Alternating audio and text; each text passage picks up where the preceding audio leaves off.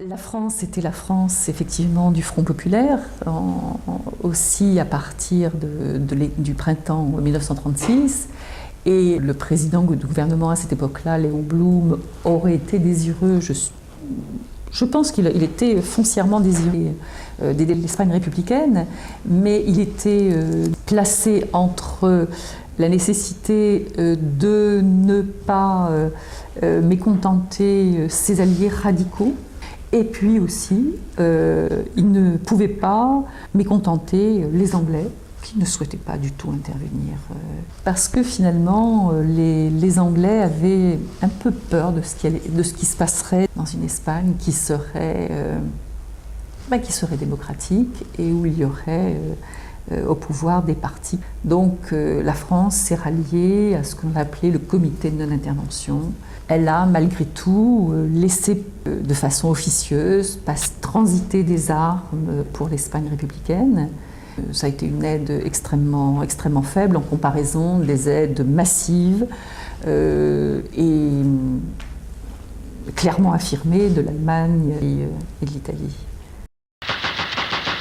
Très peu de jours après le coup d'État franquiste, qui survient le 18 juillet 1936, Malraux part en Espagne avec une résolution personnelle, c'est de s'enquérir de ce que la République espagnole, de ce dont elle a besoin pour tenir tête donc, à ce coup d'État.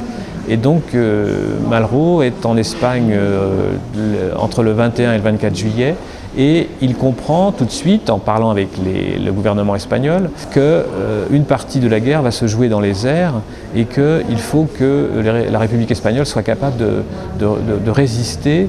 Dans ce laps de temps là, de fin juillet, début août, Malraux, avec beaucoup d'efficacité, réussit à faire passer en Espagne une quarantaine d'avions. Il aide à créer cette escadrille Espagne, la présence d'un groupe d'aviateurs ou volontaires ou mercenaires, surtout des volontaires, qui ont au début été la seule aviation de la République, a été considérable.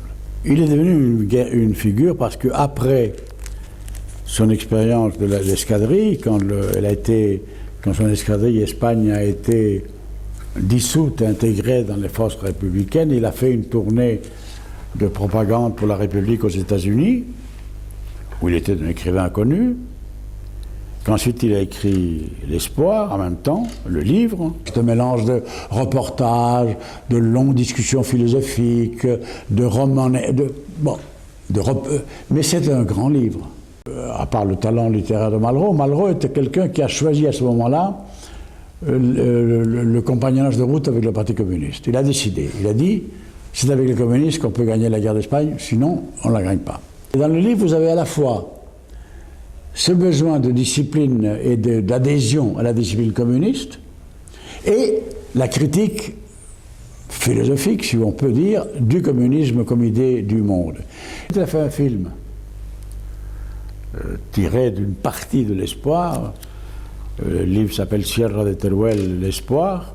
Tout pose un problème pour réaliser ce film. Hein. C'est un film sur la guerre fait dans la guerre, pendant toute la durée du film, donc qui est tourné donc, en Espagne, entre juillet 1938 et janvier 1939, alors que la poussée des nationalistes devient générale. Donc il faut voir que les conditions de réalisation de ce film vont être extrêmement compliquées, mouvementées. Il y a beaucoup de gens qui vous disent, et ils ont raison en partie, mais Malraux était un peu mythomane, il invente ceci, il invente ça. Bon, très bien. Mais qui était le 22 juillet 1936 à Madrid? C'était Malraux, le mythomane. C'était là, il était là. Et qui a dit il faut une aviation pour la République? C'était lui. Et qui l'a fait cette escadrille? C'était lui. Bon, peut-être mythomane, mais en tout cas, mythomane actif et mythomane sur place et mythomane en risquant les choses. Les franquistes vont recevoir l'aide de deux pays qui ont vu depuis quelques années s'instaurer une dictature très répressive, l'Italie fasciste et l'Allemagne nazie. Donc l'Italie et l'Allemagne vont aider très fortement les franquistes Et ce sont ces deux pays qui vont envoyer leur aviation pour bombarder des villes espagnoles. Un des bombardements emblématiques est celui de Guernica au Pays Basque en 1937. C'était une petite ville où il n'y avait pas d'armée à ce moment-là, il n'y avait que la population, des hommes, des femmes, des enfants. Et intentionnellement, l'aviation allemande a bombardé Guernica parce que c'était un symbole de résistance du peuple basque contre à la fois le franquisme et contre le nazisme. Paul Elbar, Christian Servos, probablement Louis Aragon, José Bergamin, un autre écrivain. Donc quelques-uns, dont Max Aub, vont voir Picasso pour lui commander une toile en janvier 1937. Donc là, on est 4 mois avant le bombardement de Guernica. Picasso ne sait pas encore qu'il va peindre Guernica, mais il sait déjà qu'il a une commande pour le pavillon espagnol de la République. Pendant des mois, il a une autre hypothèse de travail que Guernica. Pendant des mois, il pense plutôt à donc ce thème de l'atelier, de la femme modèle et de l'artiste. Mais au fil des mois, il est de plus en plus touché, on peut dire bouleversé par les informations qui arrivent d'Espagne. Et donc il commence à introduire donc, dans son œuvre des thèmes qui sont liés à la guerre d'Espagne et à la souffrance des civils qui sont victimes de cette guerre. Et à la fois, il veut dénoncer l'horreur et les atrocités franquistes. Et de plus en plus décidé en fait, à apporter son art au service de la République espagnole. Comme la France, les États-Unis ne bougeaient pas, l'URSS a fait payer son aide militaire. Les volontaires, s'il y a eu des volontaires, ça a été dans les brigades internationales. Elles se sont constituées en principe à l'appel la 3e internationale, qui était une sorte d'organisme qui regroupait les partis communistes des différents pays et qui travaillait en étroite collaboration avec l'Union soviétique. Mais à l'intérieur des brigades internationales, il n'y avait pas seulement des communistes, il y avait d'autres tendances, même si les communistes pouvaient y jouer un rôle plus important. Voilà, donc c'est dans le cadre des brigades internationales que des Français sont allés combattre en Espagne. Beaucoup d'Allemands, beaucoup d'Italiens qui étaient condamnés par Mussolini ou par Hitler et qui sont venus défendre leur pays et la liberté, en somme, en Espagne. Et ça, quand on a vu, ça nous a marqués, tous.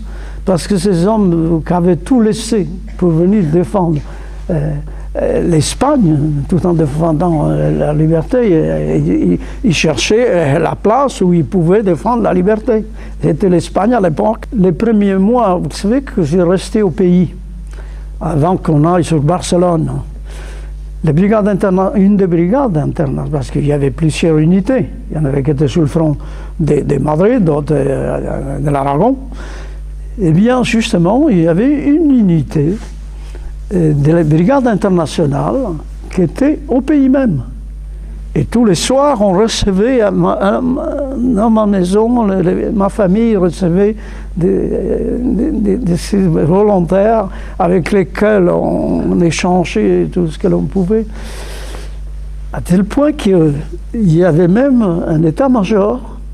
Et ces brigades étaient commandées par Tito, qui est devenu le président plus tard de la République yougoslave. Et on discutait de l'avenir. On avait plaisir à passer des soirées avec tous ces gens-là. Il y avait des échanges riches et merveilleux. Et ben pour nous, ces brigades, on les a quand même regrettés quand on les a vus partir. C'est un événement et en même temps, on disait c'est mauvais pour la République. Les brigadistes français sont rentrés après, à l'automne 1938, sont rentrés en France. Bien souvent, ils ont eu beaucoup de mal à retrouver du travail parce qu'ils étaient fichés. C'était une période où on commençait à réprimer ou à voir d'un mauvais œil ceux qui étaient antifascistes. Et puis les brigadistes qui venaient d'autres pays d'Europe, ou d'autres continents même, se réfugiant en France, ont été internés dans des camps.